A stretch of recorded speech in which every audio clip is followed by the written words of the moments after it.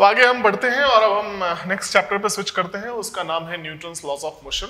और Newton's laws of motion में हम फोर्सेस के बारे में पढ़ेंगे और इनफैक्ट ये एक ऐसा लॉ है जो हमें न्यूटन ने दिया था। और यूनिवर्स में जो भी सिस्टम है, ऑब्जेक्ट्स हैं, उनका जो मोशन है, उन पे लगने वाला फोर्स है, जो भी कमांड है, जो प्रोटोकॉल्स हैं, वो सब एक पर्टिकुलर लॉ के को फॉलो करते हैं और उसका ही समराइज्ड फॉर्मेट है न्यूटन्स लॉज ऑफ मोशन। ये कंप्लीटली एक्सपेरिमेंटल लॉज हैं, मतलब एक्सपेरिमेंट के बेसिस पे डेमोन्स्ट्रेशन है इनका कोई डेरिवेशन नहीं होता। मतलब नेचर में ऐसा ही होता है, ऐसा हमें न्यूटन ने बताया और तब से हम उस बात को फॉलो करते हैं और उसे ऑब्जर्व भी करते हैं कि हाँ भाई बिल्कुल वही रूल्स फॉलो हो रहे हैं। तो इस पर्टिकुलर चैप्टर में हम उन मोशन और मोशन पे के इफेक्ट्स के बारे में बात करने वाले हैं। तो जैसा कि नाम से ही क्लियर है, लास्ट में है मोशन। अब इस चैप्टर से पहले हम मोशन पढ़ चुके हैं काइनेमेटिक्स में 1D 2D, और उसकी इंफॉर्मेशन तो होनी ही चाहिए हमें। मोशन की इक्वेशंस ऑफ मोशन पता होना चाहिए, एक्सेलरेशन पता होना चाहिए, वेलोसिटी पता होना चाहिए, वेलोसिटी, एक्सेलरेशन, डिस्प्लेसमेंट, इनके इंटर रिलेशंस पता होने चाहिए, ग्राफ्स पता होने चाहिए। तो ये सब हम इसमें वापस से दोबारा उनका यूज करेंगे। और जो सबसे इंपॉर्टेंट बात है वो है वेक्टर्स। वेक्टर्स हमें पता ही होना चाहिए, तभी हम इस चैप्टर को समझ पाएंगे। अगर हमें वेक्टर से रिलेटेड कैलकुलेशन नहीं आता है, addition of vectors, resolution of vectors, ये एटलीस्ट नहीं आते हैं, तो फिर इस चैप्टर को की बातें तो हम समझ लेंगे कि हाँ ये हमें क्या बताना चाह रहा है, ये लॉज में क्या क्या चीजें लिखी हुई हैं। लेकिन जब हम न्यूमेरिकल अप्रोच की बात करेंगे, जब हम कैलकुलेशन पर पहुंचेंगे, तो वहां से हमें प्रॉब्लम शुरू होगी और हम क्वेश्चंस को समझ के उसे सॉल्व नहीं कर पाएंगे। तो इस वेक्टर का जो है इंफॉर्मेशन कंप्लीट होना बेहद जरूरी है। इनफैक्ट मेरा मानना है पर्सनली कि वेक्टर एक ऐसा टूल है, एक ऐसी मैथमेटिक्स है जो पूरे फिजिक्स में बार बार यूज होती रहती है, और जितना बेहतर तरीके से आप इसको समझते हैं उतना ही आसानी से आप आगे के आने वाले चैप्टर्स को समझेंगे। तो ये आप, अगर आपके पास इंफॉर्मेशन नहीं है तो आप दोबारा इसको रिवाइज करें, पढ़ें, समझें, और फिर हम यहाँ पे बात करेंगे। इसके अलावा बेसिक मैथमेटिक्स, इंटीग्रेशन, डिफरेंशिएशन जो ऑलरेडी काइनेमेटिक्स में यूज हो चुका है, उसका भी हम यहाँ पे यूज करेंगे। और एक और बात है, हम मतलब इसमें मैं ऐड करना चाहूँगा कि जब हम कोई चैप्टर आगे पढ़ते चले जाएंगे 1 बाय 1, एक खत्म हुआ फिर दूसरा, तो जो पिछले वाले चैप्टर्स होंगे उनसे रिलेटेड जो इन्फॉर्मेशंस होंगी वो आगे आने वाले चैप्टर्स के लिए टूल्स का काम करेंगे। उनके क्वेश्चंस में उन इन्फॉर्मेशंस का, उन कॉन्सेप्ट्स का इस्तेमाल होगा और ढंग से इस्तेमाल होगा। तो अभी जैसे इस पिछले चैप्टर्स में जो बातें थी, जैसे हमने प्रोजेक्टाइल मोशन पढ़ा, उसके पहले हमने पढ़ा मोशन इन 1D को, यूनिफॉर्मली एक्सेलरेटेड मोशन हमने पढ़ा। तो यूनिफॉर्मली एक्सेलरेटेड मोशन को इंट्रोड्यूस किया, पढ़ा, सीखा, उसके बाद उसको इंप्लीमेंट किया हमने प्रोजेक्टाइल मोशन में। वैसे ही न्यूटन्स लॉज ऑफ मोशन पढ़ने के बाद ये फ्रिक्शन में आगे चल के यूज होगा, वर्क एनर्जी पावर में यूज होगा, सर्कुलर मोशन में यूज होगा, रोटेशन में यूज होगा, आगे आने वाले हर चैप्टर में यूज होता चला जाएगा। तो ये जो सीक्वेंस है फिजिक्स को पढ़ने का, कि भाई एक चैप्टर हमने पढ़ लिया, उसके बाद वो इंडिपेंडेंट हो गया नहीं, उसको इग्नोर करके हम दूसरा पढ़ के समझ लें, तो फिलहाल ये मैकेनिक्स में 11th क्लास के जितने भी चैप्टर्स हैं, कुछ चैप्टर्स को छोड़ दिया जाए तो वो पॉसिबल नहीं हो पाएगा। तो चीजें लिंक्ड हैं, अगर आपने जो पहले पढ़ा है उनका यूज है और ढंग से यूज है। तो मेरे कहने का मतलब है कि यहाँ इस चैप्टर को शुरू करने से पहले ये मान के हम शुरू करेंगे कि हमें वेक्टर आता है, अच्छे से आता है, हमें मोशन आता है, वेलोसिटी आता है, एक्सेलरेशन आता है, ये सारी बातें हमें पता है, और तब हम इसकी शुरुआत करेंगे। तो अब हम बात कर लेते हैं न्यूटन्स लॉज ऑफ मोशन में। न्यूटन्स लॉज ऑफ मोशन की जो इस चैप्टर की जो शुरुआत होती है, इसमें जो सबसे पहला टर्म आप कह सकते हैं, जो सबसे बेसिक बात है इसकी, उसके बारे में एक समझना जरूरी है। तो मैं यहाँ लिख देता हूँ क्या है। उसका नाम है फोर्स। ये एक यहाँ से स्टोरी शुरू होती है, क्योंकि न्यूटन्स लॉज ऑफ मोशन में मेनली हम फोर्स के बारे में बात करेंगे। तो फोर्स को हम कैसे डिफाइन करें, एग्जैक्टली फोर्स क्या है। तो फोर्स एग्जैक्ट डिफाइन, अब जैसे लिखा होता है कि फोर्स, पुश और पुल का नाम फोर्स है, बिल्कुल है। अगर आप इस चीज को ऐसे पुश करते हैं तो फिर ये आपने इस पे फोर्स अप्लाई किया। पुल करते हैं, जैसे डोर ओपन करते हैं तो आप अपनी तरफ पुल या पुश करते हैं, तो आप उस पे फोर्स अप्लाई करते हैं। तो आए दिन भर के आपके जनरल लाइफ में आप हमेशा फोर्स एक्सपीरियंस करते हैं, फोर्स एक्सर्ट करते हैं। तो बेसिकली हम कह सकते हैं कि पुश और पुल जो है एक फोर्स है। मेरे हिसाब से फोर्स एक ऐसा फिजिकल इफेक्ट है, एक ऐसा फिजिकल फिनोमेनन है जो किसी भी ऑब्जेक्ट या सिस्टम के स्टेट को चेंज करता है या उसके स्टेट को चेंज करने की टेंडेंसी रखता है। तो मैं इसके बारे में लिख देता हूं, it is a physical effect having tendency to change the state of a system or object। ये एक हो गया। इसमें वो सारी चीजें आएंगी, पुश पुल हो गया, ग्रेविटी की वजह से लगने वाला जो इफेक्ट है, इलेक्ट्रोस्टैटिक इफेक्ट है, मैग्नेटिक इफेक्ट है, वो सारी बातें इस डेफिनेशन में मेरे हिसाब से इंक्लूड हो जाती हैं, क्योंकि एक ऐसा फिजिकल इफेक्ट है जो किसी पर्टिकुलर ऑब्जेक्ट की के स्टेट को चेंज करने की टेंडेंसी रखता है। तो वो स्टेट क्या है जिसमें वो चेंज कर सकता है, फोर्स क्या क्या काम कर सकता है।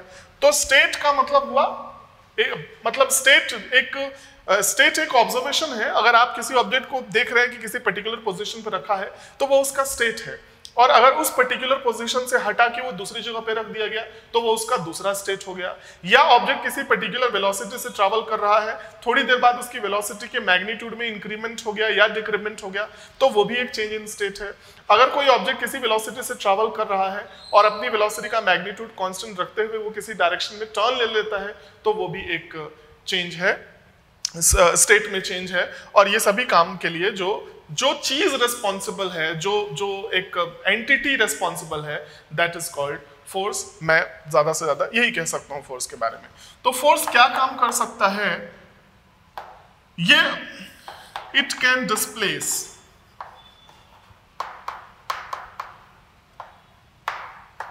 एन ऑब्जेक्ट, बड़ा सिंपल सा है, ये काम कर सकता है force. It can change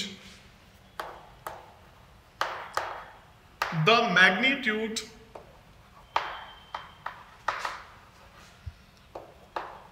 of velocity of an object।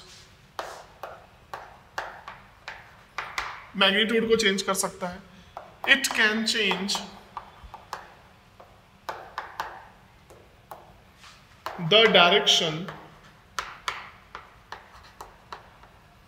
of velocity, ये वेलोसिटी के डायरेक्शन को चेंज कर सकता है। और क्या काम कर सकता है, it can change the structure of an object. ये सारी चीजें, ये सारे इफेक्ट्स फोर्स हमें शो कर सकता है। कोई ऑब्जेक्ट एक जगह से दूसरी जगह डिस्प्लेस किया जा सकता है, किसी ऑब्जेक्ट की वेलोसिटी के मैग्नीट्यूड में चेंज किया जा सकता है। कोई ऑब्जेक्ट जैसे इधर ट्रैवल कर रहा है, ऐसे टर्न हो गया तो डेफिनेटली फोर्स उस पे लगा है। And it can change the structure of the object, जैसे ये आप डस्टर देख रहे हैं, इसको ऐसे अगर हम ऐसे दबा दें तो इसका ये जो स्ट्रक्चर है वो चेंज हो गया। तो ये सारी चीजें, तो मेरे कहने का मतलब जो फोर्स की डेफिनेशन है वो यही है, ये सारे चेंजेस करने वाली फिजिकल एंटिटी को ही हम फोर्स बोल सकते हैं। तो आप इसे नोट कर सकते हैं, ये फोर्स की जो फंडामेंटल डेफिनेशन है और उसके जो इफेक्ट्स हैं उसके बारे में बात हो रही है।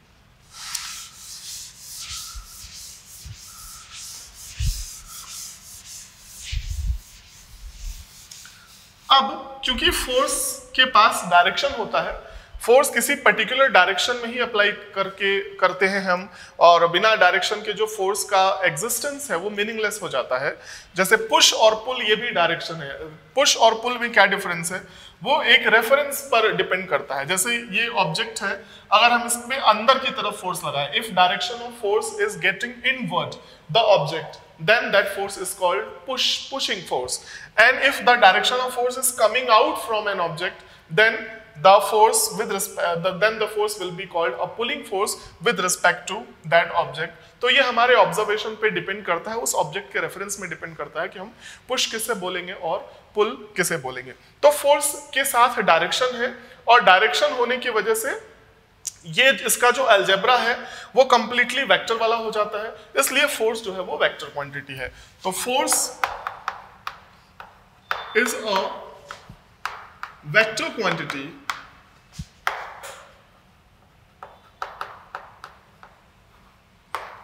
ये बात हो गई इसके बारे में, फोर्स के बारे में। फोर्स की अब यूनिट भी है, तो फोर्स की जो ऐसा यूनिट है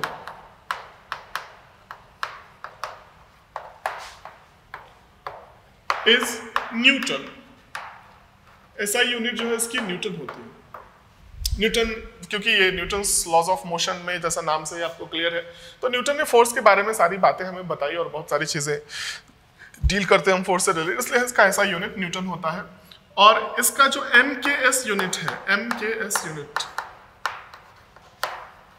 of force is kg metre per second square. kg metre per second square है। इसका जो CGS यूनिट होता है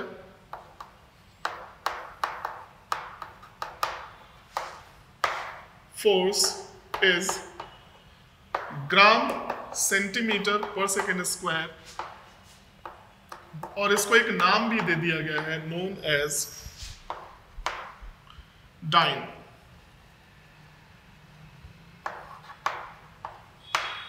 ये हो गया। इसके अलावा एक और यूनिट है इसका KGF, kilogram force is an another unit of force which and 1 kilogram force, 1 kgf is equal to 1 kgf is equal to the force applied by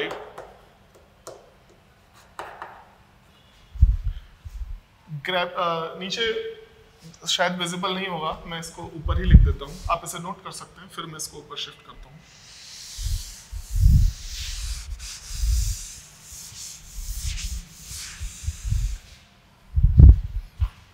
1 kilogram force is the magnitude of force applied by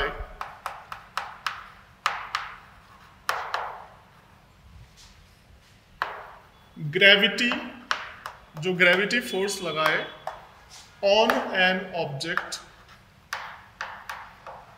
of mass 1 kg। तो ये basic units हैं। तो ऐसा unit नाम है Newton, और MKS unit वही kg metre per second square, और डाइन है जो CGS यूनिट है। और 1 न्यूटन को अगर हम डाइन में कन्वर्ट कर दें, वैसे 1 न्यूटन हम 1 kilogram metre per second square को ही नाम दिया गया है, इसलिए इसका ऐसा यूनिट बन गया है। मतलब मैं ये कह सकता हूँ कि 1 न्यूटन जो है वो 1 kg metre per second square को ही कहा जाता है, और 1 डाइन जो है ये 1 ग्राम सेंटीमीटर पर सेकेंड स्क्वायर को कहा जाता है। और इन दोनों में जो रिलेशन, अगर आप kg को मीटर को कन्वर्ट करेंगे तो ये आएगा 10 to the power 3, और ये आ जाएगा मीटर जो है वो 10 to the power 2। तो 10 to the power 3 और 10 to the power 2 ऐड होके मल्टीप्लाई होके हो जाएंगे 10 to the power 5। तो हम ऐसा कह सकते हैं कि 1 newton is equal to 1 10 to the power 5 dyne. ऐसा भी हम इनमें रिलेशन एस्टेब्लिश कर सकते हैं। तो ये फोर्स, उससे रिलेटेड यूनिट्स के बारे में इंफॉर्मेशन है। अगर हम डायमेंशंस लिखना चाहें फोर्स का, तो डायमेंशन ये देखो, मास है, this is length L and this one is time. तो डायमेंशंस के बारे में हम कह सकते हैं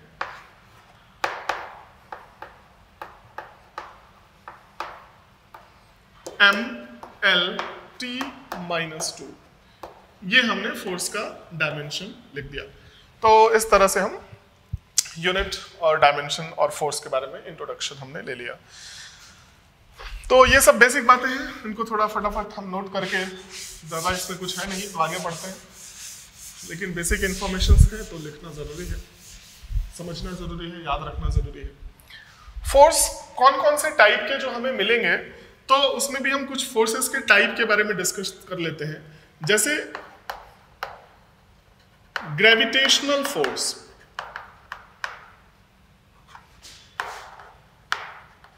ग्रेविटेशनल फोर्स एक, आप जैसे ग्रेविटी का लॉ इतना तो सबको पता है, बचपन से हम सुनते हैं, चाहे हम पढ़ाई करें ना करें, कि हर ऑब्जेक्ट जो है वो दूसरे ऑब्जेक्ट को अट्रैक्ट करता है। इसके बारे में डिटेल्ड हमारे पास आगे एक चैप्टर भी है।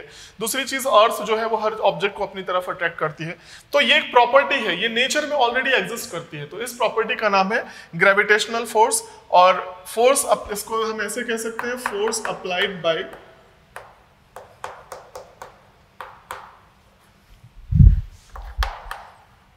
an object on another due to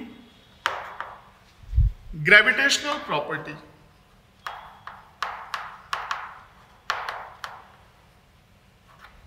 Due to gravitational property,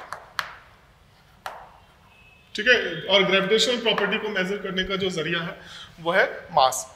और ये जो ग्रेविटेशनल फोर्स है वो कभी भी जो है रिपल्सिव नहीं हो सकता, ये हमेशा अट्रैक्टिव होता है। It is always attractive in nature.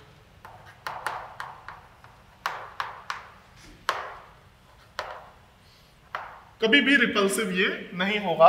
और ग्रेविटेशनल फोर्स अप्लाई करने के लिए इस फोर्स की खास बात है, कांटेक्ट की जरूरत नहीं होती है। बिना कांटेक्ट के, एक दूसरे से दूर रह के भी दो ऑब्जेक्ट्स एक दूसरे पे फोर्स अप्लाई करते हैं। तो इट इज, या हम ऐसा कह सकते हैं, no contact is required to exert and experience this force। इसके लिए किसी भी तरह की कांटेक्ट की जरूरत भी नहीं है, और इसको आप एक नॉन कांटेक्ट फोर्स भी कह सकते हैं। तो ये ग्रेविटेशनल फोर्स है। क्योंकि इस पर थोड़ा सा ज्यादा इस चैप्टर में हम फोकस करेंगे। हम इस चैप्टर में किसी भी एक ऑब्जेक्ट का दूसरे ऑब्जेक्ट पे फोर्स ज्यादा स्टडी नहीं करेंगे ग्रेविटेशनल वाला। वैसे तो एक ऑब्जेक्ट दूसरे ऑब्जेक्ट पे और भी फोर्सेस अप्लाई कर सकता है, बट इस पर्टिकुलर चैप्टर में जो हम डील करेंगे वो मेनली अर्थ की ग्रेविटी से डील करेंगे। और अर्थ जो फोर्स अप्लाई करता है वो हमेशा किसी भी ऑब्जेक्ट पर वो उसके सेंटर की तरफ खींचता है, पुलिंग फोर्स अप्लाई करता है। और वो कांटेक्ट में ऑब्जेक्ट हो या ना हो तब भी वो अप्लाई करता है।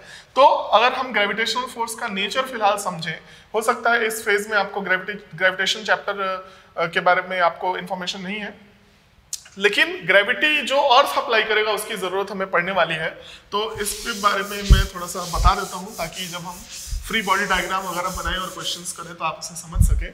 अगर ये अर्थ है, वैसे तो अर्थ बहुत बड़ा सिस्टम है और इसके कंपैरिजन में बाकी चीजें जो अर्थ के ऊपर है वो स्मॉल है। तो अर्थ की अगर हम बात करें तो जैसे अगर अर्थ यहाँ पर, ये अगर अर्थ को हम स्फीयर मान लेते हैं, तो ये जो ऑब्जेक्ट है इस पे ये जो फोर्स अप्लाई करेगा वो सेंटर की तरफ डायरेक्टेड होगा। यहाँ पे ये अर्थ के सेंटर की तरफ डायरेक्टेड होगा।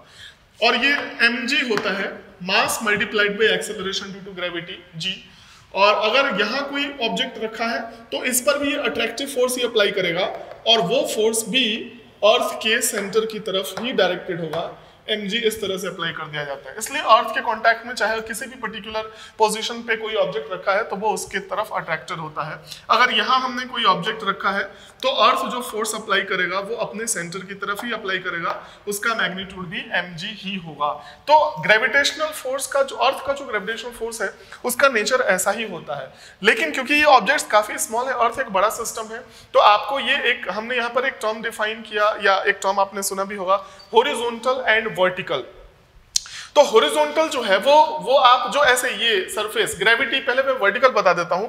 ग्रेविटेशनल फोर्स में जैसे ये अर्थ है और अर्थ में आप कोई भी पेंडुलम को सस्पेंड कर देते हैं, तो पेंडुलम का जो स्ट्रिंग है जिस लाइन के अलोंग है इसको हम वर्टिकल बोलेंगे, और हॉरिजॉन्टल उसके परपेंडिकुलर वाला सरफेस हो गया। मतलब फर्श आपका जो है वो हॉरिजॉन्टल है, क्योंकि वैसे होता तो ये गोल है लेकिन क्योंकि बहुत बड़ा है इसलिए हम इसको हॉरिजॉन्टल मानते हैं और वर्टिकल की बात करते हैं। तो अर्थ में इस चैप्टर में जो हम ग्रेविटी की बात करेंगे और जो ग्रेविटी हम अप्लाई करने वाले हैं वो कैसा है, ये अर्थ का सरफेस है। अर्थ के सरफेस को हम ऐसा मानेंगे, प्रैक्टिकल पर्पसेस में हमें ये ऐसा ही दिखता है क्योंकि अर्थ के कर्वेचर के कंपैरिजन में बाकी चीजें बहुत स्मॉल है। तो बेसिकली हम जहां से अर्थ को ऑब्जर्व कर रहे हैं तो वो ये है, ऐसा प्लेटफॉर्म है, और ये जो आप देख रहे हैं सरफेस, इसको ही बोलेंगे हम हॉरिजॉन्टल। ये हॉरिजॉन्टल एक हॉरिजॉन्टल आप डायरेक्शन कह सकते हैं, डायरेक्शन का एक नाम है हॉरिजॉन्टल जो है वो डायरेक्शन हो गया। और इसके परपेंडिकुलर जो डायरेक्शन है, ये वाला जो डायरेक्शन है, दिस इज वर्टिकल। हॉरिजॉन्टल और वर्टिकल के जो रेफरेंस है या जो डायरेक्शंस है वो कभी चेंज नहीं होंगे, ये अर्थ की ग्रेविटी के रिस्पेक्ट में ही डिफाइंड डायरेक्शंस हैं। तो हॉरिजॉन्टल अर्थ के सरफेस के पैरेलल वाला प्लेन हो गया और वर्टिकल अर्थ के सरफेस के परपेंडिकुलर वाला प्लेन हो गया। तो जब हम इस पर्टिकुलर चैप्टर में क्वेश्चंस के साथ डील करेंगे तो अर्थ को हम ऐसा कंसिडर करेंगे, क्योंकि अर्थ के डायमेंशन के कंपैरिजन में ऑब्जेक्ट्स काफी स्मॉल है, तो अगर आप ऑब्जेक्ट यहां पर रख देते हैं तो इस ऑब्जेक्ट पर जो ग्रेविटेशनल फोर्स लगेगा वो हमेशा वर्टिकल के अलोंग लगेगा, वो हमेशा डाउनवर्ड ही लगेगा, ऐसा होगा, ये हमेशा नीचे की तरफ अप्लाई होगा। और चाहे वो प्लेन चेंज भी हो जाए, जैसे अगर हम, और ये हॉरिजॉन्टल अर्थ का सरफेस है, अगर हम यहाँ पे कोई इंक्लाइंड प्लेन ले लेते हैं और इंक्लाइंड प्लेन पर ये ऑब्जेक्ट हम यहाँ पे अप्लाई करेंगे तो रख देते हैं, तो इस ऑब्जेक्ट पर भी जो फोर्स लगेगा ना वो हमेशा वर्टिकल के ही पैरेलल होगा। मतलब ये जो हॉरिजॉन्टल है उसमें ये हमेशा वर्टिकल के ही पैरेलल ऐसे लगाएंगे हम फोर्स।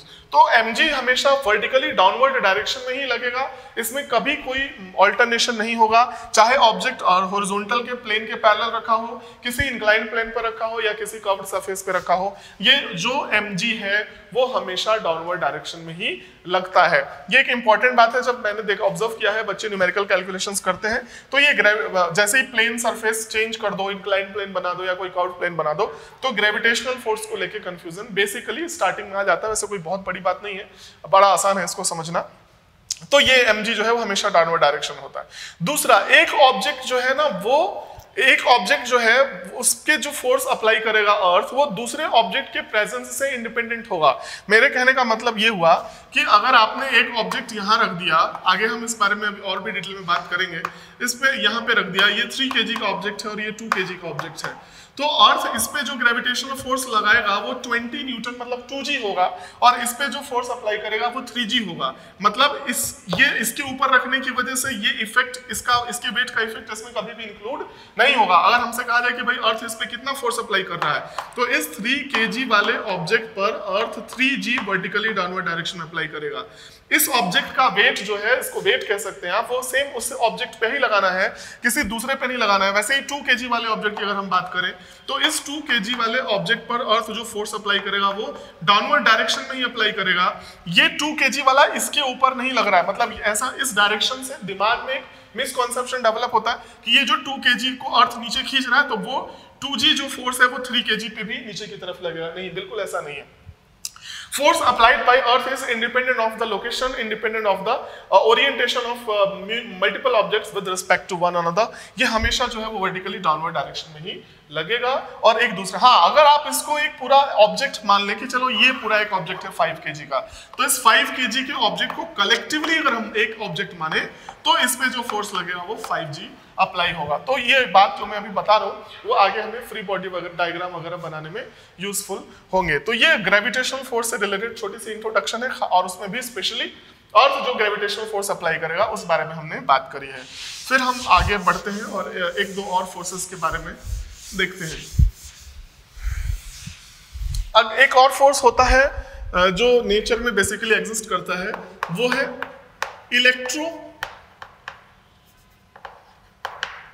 Magnetic force.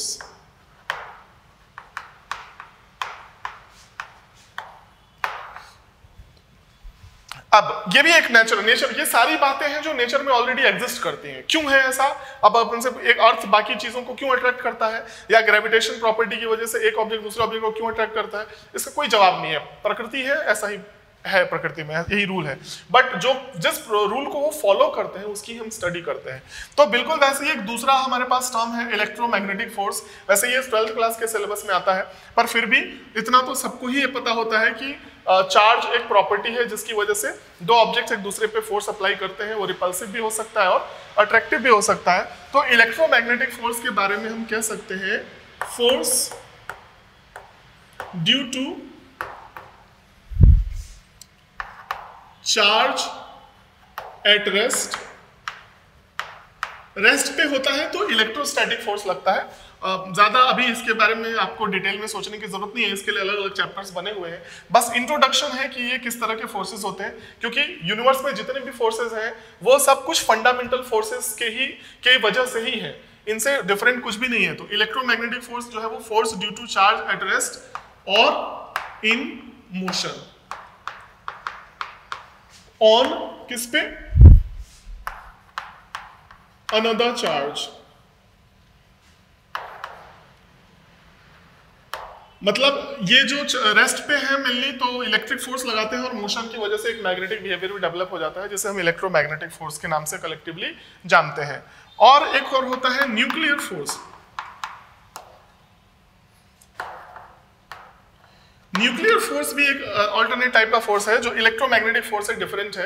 ये उन पार्टिकल्स के लिए होता है जो न्यूक्लियस के अंदर होते हैं, जैसे प्रोटॉन्स हो गए, न्यूट्रॉन्स हो गए। वैसे हमने पढ़ा होगा मैटर में कि भाई प्रोटॉन्स न्यूक्लियस में होते हैं, पर प्रोटॉन तो इलेक्ट्रोस्टैटिक फोर्स की वजह से रिपेल करते हैं, फिर भी वो एक पर्टिकुलर उसमें छोटे से पर्टिकुलर जगह सेपरेशन में होते हैं, फिक्स्ड होते हैं, कन्फाइंड होते हैं। तो वो किसकी वजह से होता है, वो न्यूक्लियर फोर्स की वजह से होता है। मैं ज्यादा डिटेल में नहीं जाऊंगा, बस मैं यहाँ पे लिख देता हूँ फोर्स between या among